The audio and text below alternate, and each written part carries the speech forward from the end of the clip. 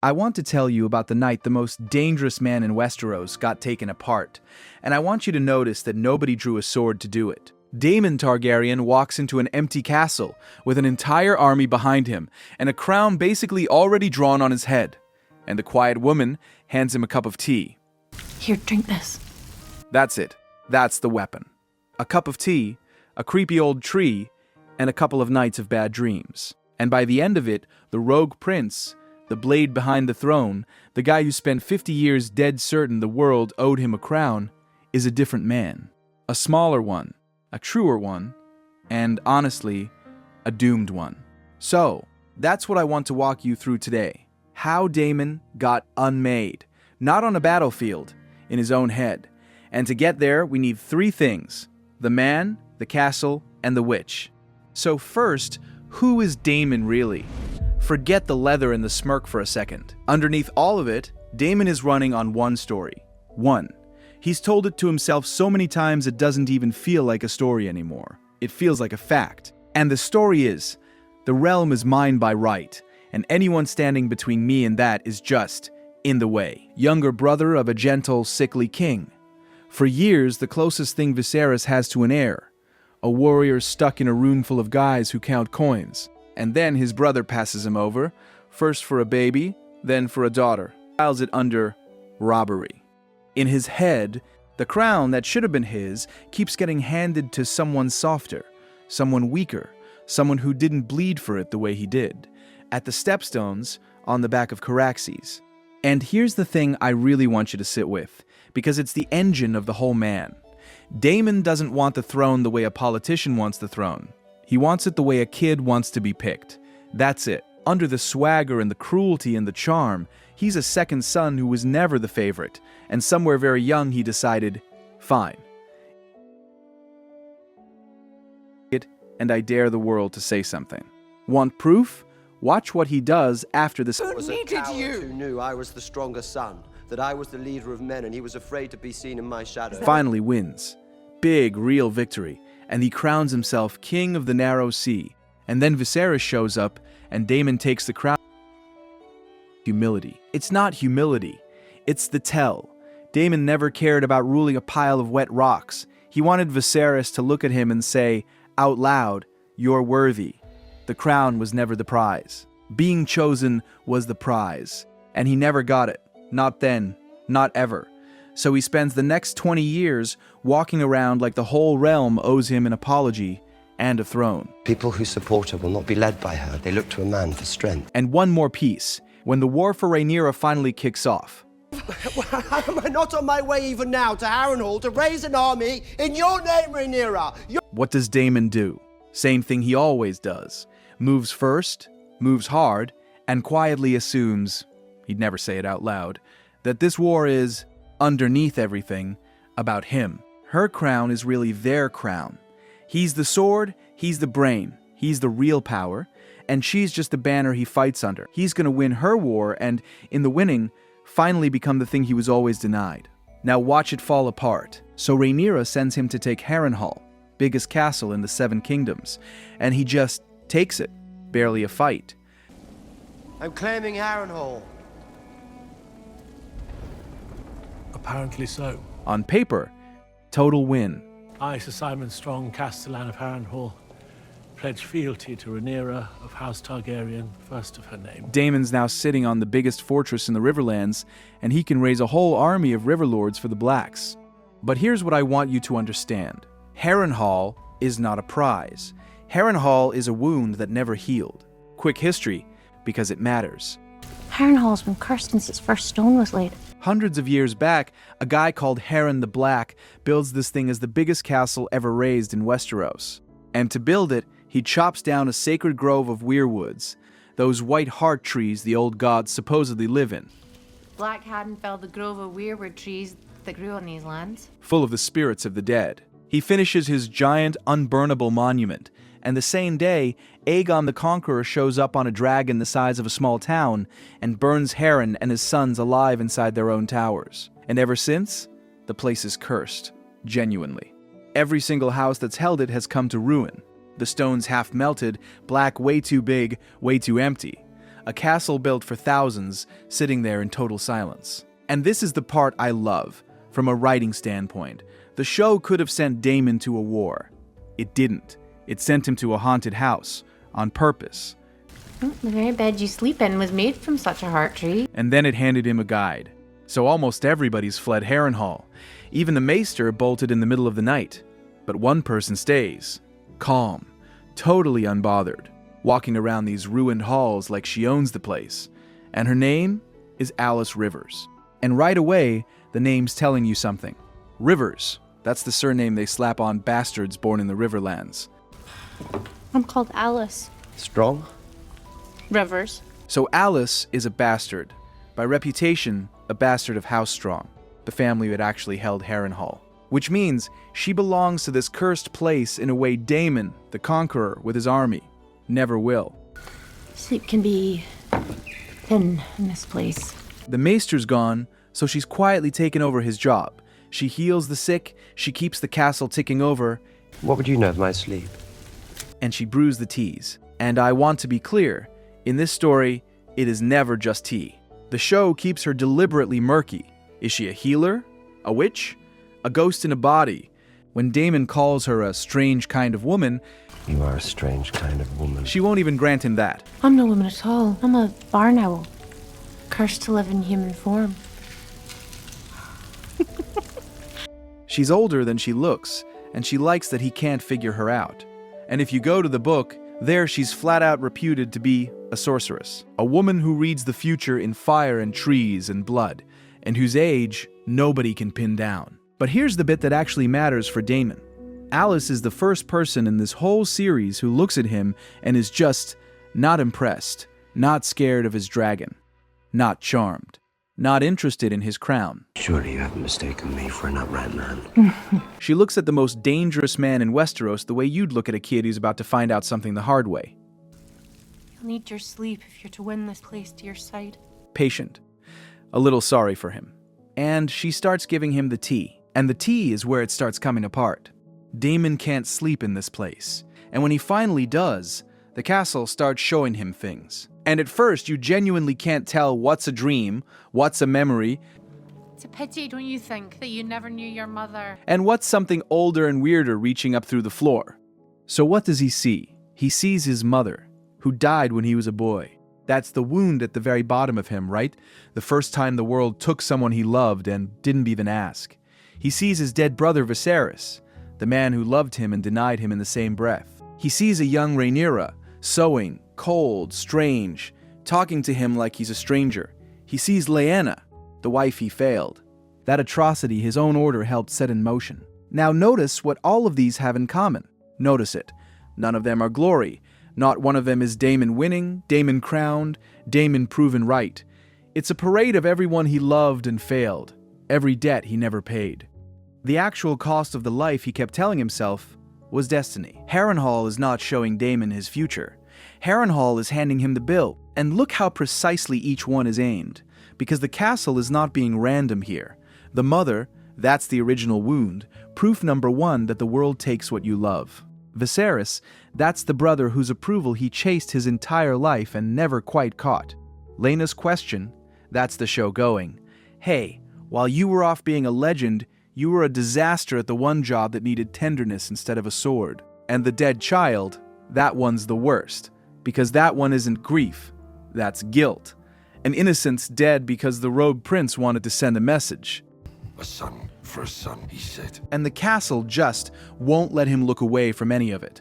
The place that eats men sits him down and plays him the highlight reel of everything his own legend cost. And then, final stretch of the season, Alys decides he's ready for the big one. She walks him out at night to the weirwood tree that's still growing right in the heart of the castle, the last survivor of that murdered grove. And she tells him, if you want, you can see your fate. And he reaches out, and he touches the tree, and the vision just explodes, way past Daemon, way past this whole war. He sees the three-eyed raven, Brynden Rivers, by the way, another bastard, another Targaryen, fused into a tree. He sees a figure made of ice, leading an army of the dead across the snow. He sees a whole landscape of dead dragons. He sees a silver-haired queen with 3 little dragons at her side, That's Daenerys. Generations from now, he sees Rhaenyra on the Iron Throne. He sees the actual Song of Ice and Fire, the real war, the one that doesn't even happen until everyone in this room is dust. And this is the moment the entire scene is built around, and it might be the single most brutal thing Westeros could possibly do to a man like Daemon. So what is the tree actually telling him? No words, but if you put it in words, it's this. You're not the hero. You're not the chosen one. You are not the secret king this war is really about. You're one thread, one. In a story so enormous that your crown, your grudge, your wounded little second son pride, the engine behind every single choice you've ever made, doesn't even show up. The Targaryen destiny that actually matters? It's not your claim. It's a prophecy about the end of the world, and it runs through Rhaenyra and her line, and a queen who won't be born for another 100 years. Daemon spent his whole life believing the realm owed him a throne. She cannot succeed, Alys. Even if I willed it to be so. And Harrenhal just goes, the realm was never about you at all. That's the kill. And I want to be precise about what died because it's not a battle. Daemon survived 100 of those. This is worse.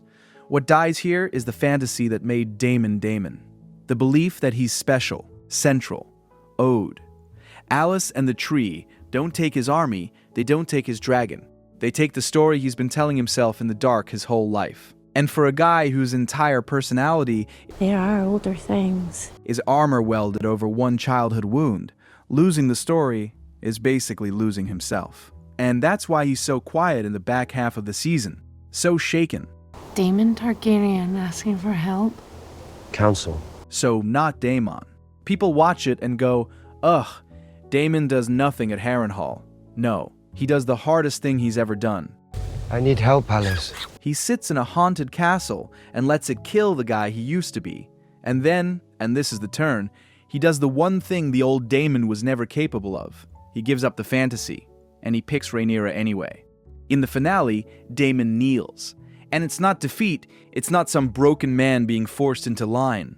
It's a guy who finally gets the difference between wanting a crown for yourself and serving something bigger than your own ego. And to whom are you sworn? For the first time, fully, he commits to Rhaenyra, not as the banner over his war, but as his queen. The river lords fall in behind him. The army's real now. The rogue prince, 50 years of the throne is mine by right, looks at it and goes, it isn't. It never was. The realm's only hope is a leader who can unite it, and my brother chose you. And he hands his sword to the person it actually belongs to. You are the true queen, Rhaenyra. And it's quietly the most grown-up thing he's ever done. And it is also... I am meant to serve you, and all of these with me, until death. If you know what's coming, the saddest. Because Daemon doesn't get a long, peaceful life of humble, redeemed service. He gets a march, and a lake, and a sky full of fire. Harrenhal didn't break him to set him free. It broke him to get him ready for the end. So now the obvious question, why? Why does the show burn a whole season hollowing this guy out in a haunted castle? Because every single thing Harrenhal did to him is the launchpad for season 3, and for how he dies. 3 things. Number 1, the army. Daemon leaves Harrenhal not as a lone wolf chasing his own crown, but as the commander of a unified Riverlands host, marching for Rhaenyra. He's finally, actually, her sword. Which means he's about to get pointed straight at the heart of the war. Number 2, the collision. All season, the show's been quietly aiming 2 dragon riders at each other. On one side, Aemond on Vagar, biggest dragon alive, drunk on his own power, getting more out of control by the week. On the other side, Daemon on Caraxes, the bloodworm, one of the meanest dragons in the world.